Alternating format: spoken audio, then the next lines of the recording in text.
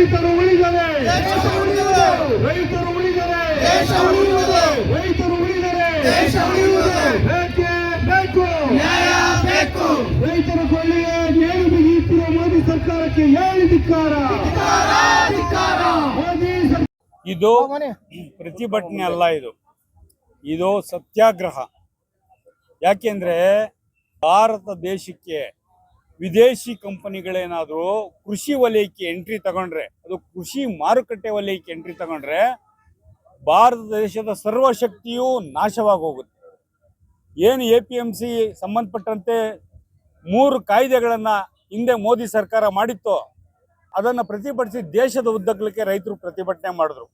1.5 ವರ್ಷಗಳ ಕಾಲ ಅವ್ರನ್ನ ದೆಹಲಿಯ ಕಂಬಿಗಳನ್ನು ಹಾಕಿ, ಮುಳ್ಳಿನ ಬೇಲಿಗಳನ್ನು ಹಾಕಿ ಬಂಧಿಸಿದ್ರು. ಅವ್ರನ್ನ ಅಪಾರ ರೈತರು ಸತ್ರು, ಲಕ್ಷಾಂತರ ಕೋಟಿ ನಷ್ಟ ಉಂಟಾಯಿತು. ಆ ನಂತರ ಮೋದಿಯವರು ಎಲೆಕ್ಷನ್ ಗಿಮಿಕ್ ಕಾರಣಕ್ಕೆ ಅದನ್ನು ವಾಪಸ್ ತಕೊಂಡ್ಬಿಡ್ತೀವಿ ಅಂತ ತಕ್ಕೊಂಡ್ರು. ಈಗ ಮತ್ತೆ ಎಲೆಕ್ಷನ್ ಮುಗಿದು ಅಧಿಕಾರ ಹಿಡಿದ ಮೇಲೆ ಮತ್ತೆ ಈಗ ಅದೇ ಕಾಯ್ದೆಗಳನ್ನ ಜಾರಿಗೆ ತರಕ್ಕೆ ಹೊರಟಿದ್ದಾರೆ. ನೋಡಿ, 1998ರಲ್ಲಿ ಈಸ್ಟ್ ಇಂಡಿಯಾ ಕಂಪನಿ 1498ರಲ್ಲಿ ಈಸ್ಟ್ ಇಂಡಿಯಾ ಕಂಪನಿ ಇಂಡಿಯಾ ದೇಶಕ್ಕೆ ಬಂತು.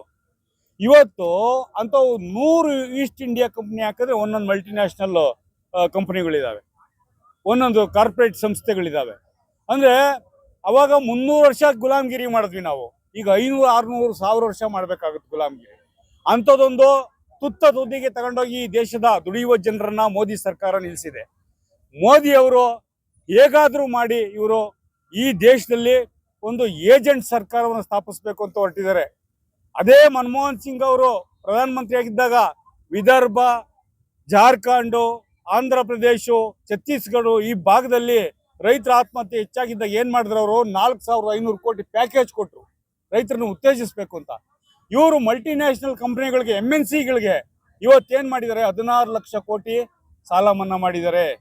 ರೈತರನ್ನ ಪದೇ ಪದೇ ಸುಲಿಯೋ ಕೆಲಸ ಮಾಡ್ತಿದ್ದಾರೆ. ನೋಡಿ, ವಿದೇಶಿ ಇವತ್ತು ಅಮೇರಿಕ ಮತ್ತು ಯುರೋಪಿನ ಕೃಷಿ ಉತ್ಪನ್ನಗಳಿದಾವಲ್ಲ, ಅವಿಲ್ಲಿ ಮಾರಾಟ ಮಾಡೋಕ್ಕೆ 0% ಟ್ಯಾಕ್ಸ್ ರಹಿತ ಅವು. ಆದರೆ ನಾವಿವತ್ತು ಅವ್ರ ದೇಶದಲ್ಲಿ ಮಾರ್ಬೇಕಾದ್ರೆ 18% ಕಟ್ತಾ ಇದ್ದೀವಿ. ಆತ ಅವಾಗ ಟ್ರಂಪ್ ಎದುರಿಸ್ತಾರೆ. ಟ್ರಂಪ್ ಎದುರಿಸೋದೇನೋ ನಿಮ್ಗೆ 45% ಹಾಕ್ಬಿಡ್ತೀವಿ ನೋಡಿ ಅಂತ. ಅಲ್ರಿ, ಒಂದು ಡೆಮಾಕ್ರೆಟಿಕಲ್ ಸಾರ್ವಭೌಮ ರಾಷ್ಟ್ರ ಭಾರತ ದೇಶ, ಒಂದು ಅಂತಾರಾಷ್ಟ್ರೀಯ ಪಾಲಿಸಿಲಿ ಸೇಯಿಂಗ್ ಹೇಳ್ದಂಗೆ ಮಾಡಿದಂಥ ವ್ಯಕ್ತಿ ಯಾರಾದರೂ ಇದ್ದೆ ಅದು ನರೇಂದ್ರ ಮೋದಿ. ಹಿಂದೆ ಅಲಿಪ್ತ ನೀತಿಯ ಕಾರಣಕ್ಕೆ ಒಂದು ತೃತೀಯ ಶಕ್ತಿಯಾಗಿ ಭಾರತದ ನೇತೃತ್ವದಲ್ಲಿ ಬಹಳಷ್ಟು ದೇಶಗಳು ಒಗ್ಗೂಡಿದ್ದ. ಆ ಒಗ್ಗೂಡಿ ಭಾರತ ವಿಶ್ವ ಯುದ್ಧಗಳೇ ನಡೆದಾಗ ಬ್ಯಾಲೆನ್ಸಿಂಗ್ ಪವರ್ ಆಗಿ ಭಾರತ ದೇಶ ಇತ್ತು.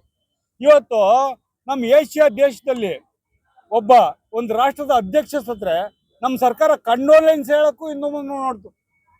ಈ ಥರದ ದುಸ್ಥಿತಿಗೆ ಭಾರತದ ಡೆಮಾಕ್ರಸಿನ ತಂದಂಥ ಕೀರ್ತಿ ಯಾರಿಗಾದ್ರೂ ಇದ್ರೆ ಅದು BJPಗೆ. ಯಾಕೆಂದರೆ BJPಗೆ ಸ್ವತಃ ಸಿದ್ಧಾಂತ ಇಲ್ಲ. BJPಗೆ ಇರೋದು RSS ಸಿದ್ಧಾಂತ. RSS ಸಿದ್ಧಾಂತ ಯಾವುದಾದ್ರು ಮನು ಸಿದ್ಧಾಂತ 2000 ವರ್ಷದಿಂದ ಇರೋವಂಥದ್ದು.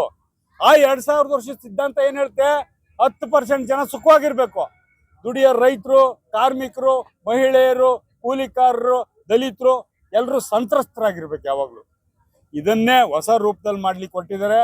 ಮತ್ತೆ ಕೃಷಿ ಕಾಯ್ದೆಗಳನ್ನ ಟೇಬಲ್ ಮಾಡಬೇಕು ಅಂತ ಹೊರಟಿದ್ದಾರೆ. ಈಗಾಗಲೇ ದೇಶದಲ್ಲಿ ದೊಡ್ಡ ಅವೇರ್ನೆಸ್ ನಡೀತಿದೆ.